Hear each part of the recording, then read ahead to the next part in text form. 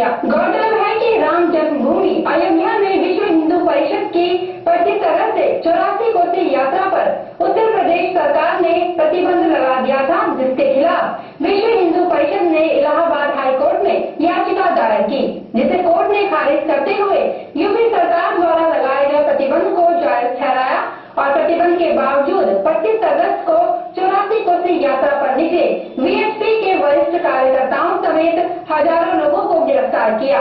इसी के विरोध में शहर में विश्व हिंदू परिषद ने धरना प्रदर्शन किया। हमारे भारतवर्ष ऋषियों का देश है, साधुओं संतों का देश है, महंतों का देश है। 84 कोस की यात्रा जो अयोध्या की कर रहे थे उसको रोका गया है। हमारा देश, हमारी संस्कृति और उसके बाद हमारी यात्रा उसको रोका गया, यह प्रशासन की गलती है। और उधर एक तरफ जहां 5 जवानों का सिर काटा गया और 3 हाथ को कब्जा रहा तो कोई आपत्ति नहीं, और दूसरे समुदाय के मैं नाम नहीं लेना चाहता क्या क्या अपराध करते हैं, उसके बाद तो कोई बात नहीं। लेकिन हमारी संस्कृति, हमारा देश, उसके बाद हमारे ऊपर कुठाराघात और हमें रोका जाता है, संतों का अपमान किया जाता है और कुछ के कुछ आरोप लगाए जाते हैं। ये सब षड्यंत्र है राजनीति का। और हम केवल यह चाहते हैं कि विश्व का देश धर्म का प्रतीक है, हमारा धर्म बचे, हमारी संस्कृति बचे, हमारा भारतवर्ष बचे। हम इस दृष्टि से वहाँ 84 कोस की यात्रा कर रहे हैं। श्री गंगानगर में अखिल भारतीय जनवादी महिला समिति ने पुलिस अधीक्षक को ज्ञापन कर मुंबई में महिला पत्रकार रेप कांड के आरोपियों को फांसी देने की मांग की और कहा कि देश में महिलाएं सुरक्षित नहीं हैं। सरकार ने पिछले साल हुए दिल्ली गैंग रेप कांड से भी कोई सबक नहीं लिया है। बहुत पीड़ा लेकर हम लोग आज हमारे जिला हेडक्वार्टर, पुलिस हेडक्वार्टर पर आए हैं कि देश के अंदर कहीं पर भी, देश के किसी भी कोने में महिला की इज्जत सुरक्षित नहीं है। महिला स्वतंत्र रूप से नहीं घूम पा रही है और उसी का नतीजा है कि दिल्ली कांड से भी हम लोगों ने सबक नहीं लिया और उसी कांड की दोबारा पुनरावृत्ति हुई बॉम्बे के अंदर। महिला पत्रकार जो पत्रकारिता जिसको राष्ट्र का चौथा स्तंभ माना जाता है, उस पत्रकारिता पर सीधा सीधा हमला विकसित मानसिकता वाले लोगों ने किया है। गिरफ्तारी के बाद जनवादी महिला समिति निश्चित रूप से ये मांग करती है कि ऐसे लोगों को सरेआम फांसी दे देनी चाहिए कि जिन लोगों को किसी चीज का डर ही नहीं रहा, ना पुलिस का, ना प्रशासन का, ना सरकारों का। जबकि न्याय को त्वरित करने की बात दिल्ली कांड के बाद हुई थी, लेकिन वो न्याय त्वरित होने की बजाय आज उतना ही देरी से प्राप्त महिलाओं को हो रहा है, जिसका अर्थ ये है कि महिलाओं को अब स्वयं की रक्षा स्वयं करनी पड़ेगी। इसमें कोई दो मत हमारे नहीं हो सकते। हमने आज मुंबई डीसीपी और राजस्थान के डीजीपी दोनों को हमारे पुलिस अधीक्षक के द्वारा हमने ये मांग की है कि जो गिरफ्तार अपराधी है उनको फांसी दी जाए और धर्म के नाम पर आसाराम बापू जैसे लोग जो निरंतर विवादों में रहते हैं, संस्कृति का ढकोसला करते हैं, ऐसे लोगों को, जो नाबालिग लड़की का बलात्कार करने के लिए तैयार बैठे रहते हैं, ऐसे लोगों को और समाज को गुमराह करते हैं धर्म और संस्कृति के नाम पर, ऐसे लोगों की भी तुरंत गिरफ्तारी हो। श्री विजयनगर के गांव 10 सरकारी के राजकीय माध्यमिक विद्यालय में अध्यापकों की मांग को लेकर गांव वाले 22 अगस्त से धरने पर बैठे हैं, पर शिक्षा विभाग द्वारा उनकी मांगों पर कोई ध्यान नहीं दिया गया है। अब ग्रामीणों के समर्थन में स्थानीय कांग्रेस विधायक दौलत राज भी अपने समर्थकों के साथ आमरण अनशन पर बैठ गए हैं। अनशन पर बैठने वालों का ग्रामीणों ने माला पहनाकर स्वागत किया। गाँव वालों ने बताया कि इस विद्यालय में वर्तमान में 400 विद्यार्थी हैं और शिक्षक मात्र 3 ही हैं, जिससे विद्यार्थियों की पढ़ाई प्रभावित हो रही है। 1 अगस्त को मैं माननीय हमारे जो प्रभारी मंत्री विनोद जी चौधरी को मैंने ज्ञापन दिया था। ज्ञापन के अंदर उनसे मांग की थी कि शिक्षा विभाग द्वारा हमारे यहाँ अध्यापकों की नियुक्ति बहुत कम की हुई है और इसका छात्र अनुपात के अनुसार नियुक्ति कर बैठे हैं। उसमें उन्होंने कोई ध्यान नहीं दिया।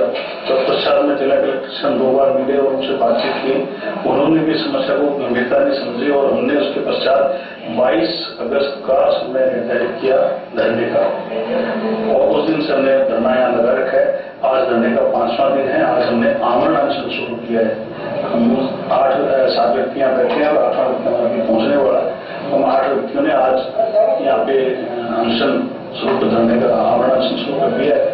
पदमपुर के गांव 32 बेबी में तेज गति से आ रहा ट्रक अनियंत्रित होकर तने घर में दीवार तोड़कर घुस गया, जिससे एक बुजुर्ग व्यक्ति गंभीर रूप से घायल हो गया। घायल को पलनपुर के अस्पताल में भर्ती करवाया गया, जहां से उसे श्री गंगानगर के अस्पताल में रेफर कर दिया गया।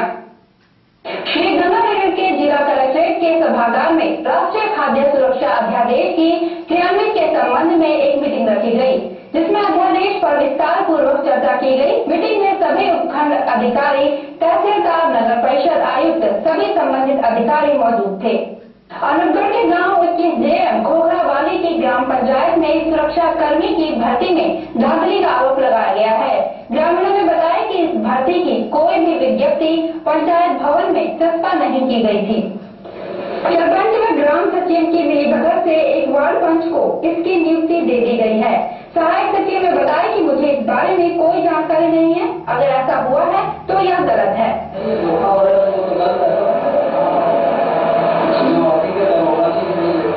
आपके घर में गलत वजह से हुआ है, आप क्या मान रहे हैं? और आपको पता नहीं है इसके बारे में? हुआ नहीं हुआ है। और वक्त हो चुका है छोटे से ब्रेक का, मिलते हैं ब्रेक के बाद।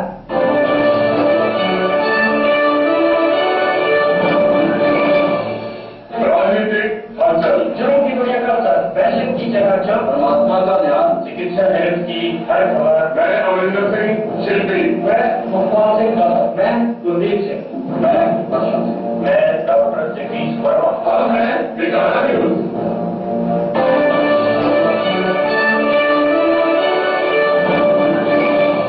ब्रेक के बाद आपका स्वागत है। बढ़ते हैं अगली खबर की तरफ। श्री गंगानगर के चौधरी बल्लूराम गोदारा गर्ल्स कॉलेज की अध्यक्ष पद की उम्मीदवार पूनम सिंह शेखावत ने कॉलेज प्रशासन पर छात्र संघ चुनावों में धांधली का आरोप लगाते हुए जिला कलेक्टर को ज्ञापन सौंपकर इस पूरे प्रकरण की निष्पक्ष जांच की मांग की है। वहीं दूसरी ओर कॉलेज के प्रिंसिपल ने बताया कि छात्राओं के आरोप निराधार हैं। कॉलेज प्रशासन ने छात्र संघ चुनावों में पूर्ण रूप से पारदर्शिता बरती है। करणपुर के गांव 46 मोड़ा में डीएवी सेंट्रिक पब्लिक स्कूल की तरफ से जाने वाली सड़क पर लोगों के अतिक्रमण कर लेने के कारण यह सड़क बिल्कुल संकरी हो गई है, जिसके कारण यहां आने जाने वाले बच्चों को भारी परेशानी का सामना करना पड़ रहा है। सड़क संकरी होने के कारण स्कूल वाहन स्कूल से पहले ही कुछ दूरी पर रुक जाते हैं और नन्हे मुन्ने बच्चों को पैदल चलकर ही स्कूल जाना पड़ता है। यह सड़क जगह जगह से टूटी हुई है और यहाँ बड़े बड़े खड्डे बने हुए हैं। बारिश के समय यहाँ हालात और भी खराब हो जाते हैं। सड़क के खड्डों में पानी भर जाता है, जिससे आने जाने वाले बच्चों की परेशानी और भी बढ़ जाती है। यह सड़क ग्राम पंचायत 46 मोड़ा व नगर परिषद करणपुर दोनों ही सरहद पर स्थित है। इस कारण इस सड़क के निर्माण व अतिक्रमण हटाने में बाधाएं आ रही है, जिसके कारण इसका उचित विकास नहीं हो पा रहा है। इस संबंध में डीएवी स्कूल के प्रिंसिपल ने अधिकारियों को कई बार सूचित किया, पर प्रशासन ने अभी तक इस समस्या पर कोई ध्यान नहीं दिया है। इसके बारे में हमने कई बार प्रशासन को अवगत भी करवाया है और हमारी तहसीलदार साहब से, वीडियो साहब से, सरपंच साहब से भी रिक्वेस्ट की है, तो वहाँ से भी ये जवाब मिलता है कि जो सड़क की पंचायत टेंडर आती है, जब सरपंच साहब से जाके बात करते हैं तो सरपंच साहब से हमें ये जवाब मिलता है कि अभी तक कोई प्रोजेक्ट नहीं आया है, जब प्रोजेक्ट आएगा तब उसके बारे में निर्माण करेगा। सड़क के ऊपर जब बारिश का टाइम होता है तो बारिश के टाइम में तो इतनी बुरे हालात हो जाते हैं कि बच्चों ने पैदल निकाल करके वहाँ से खेतों में से निकाल करके लाना पड़ता है। लोगों ने अपने लकड़ियाँ वगैरह और कूड़ा कचरा यहाँ डाल करके सड़क के ऊपर अतिक्रमण किया हुआ है, जिसके बारे में कभी कोई सुनवाई नहीं। हमने 3-4 बार इसके बारे में एप्लीकेशन भी दी है, लेकिन कहीं कोई सुनवाई इसके बारे में नहीं होती। केंद्र सिंहपुर के पास गांव दोवी में धन श्री लाभ कमाल राजा साहिब जी 108 के दरबार में 14वां मेला बड़े ही हर्षोल्लास के साथ मनाया गया और 14 अखंड पाठ का भोग डाला गया। 3 दिन चले इस धार्मिक समागम में पंजाब व राजस्थान के अलावा अमेरिका, ऑस्ट्रेलिया, कनाडा, इंग्लैंड से भी संगतों ने आकर दर्शन किए। इस मेले में कुश्ती प्रतियोगिता भी रखी गई, जिसमें पंजाब, हरियाणा, राजस्थान की टीम ने भाग लिया। कुलदीप रसीला व गुरविंद्र बलोवाल ने धार्मिक कार्यक्रम में भाग लिया। हनुमानगढ़ में नेशनल पब्लिक स्कूल की बस जंक्शन थाना के पास अनियंत्रित होकर कार से टकराते बची। बस ड्राइवर ने बताया कि वह इस बस का ड्राइवर नहीं है और सिर्फ आज के लिए ही वह बस चला रहा था। उसके पास बस के पूरे कागजात भी नहीं थे। पुलिस मौके पर पहुंची पर कोई कार्रवाई नहीं की। बस में सवार शिक्षिका ने कोई भी बयान देने से इनकार कर दिया।